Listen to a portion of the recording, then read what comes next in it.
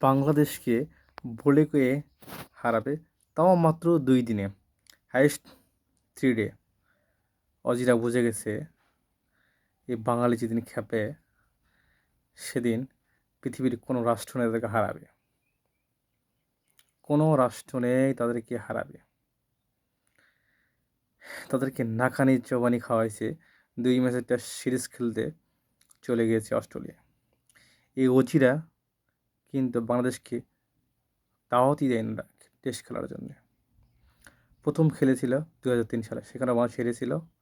তখন বাংলাদেশ পেয়েছিল 2002 সালে বাংলাদেশ টেস্ট স্ট্যাটাস পেয়েছিল এবং 2003 সালে খেলতে গিয়েছিল।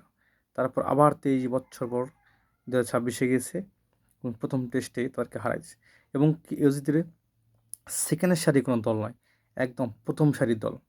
Mitchell Starc, Josh Hazlewood, Pat Cummins, এই ত্রয়ী পৃথিবীর যে কোনো দেশের জন্য ভয়ঙ্কর এক পেস আক্রমণ।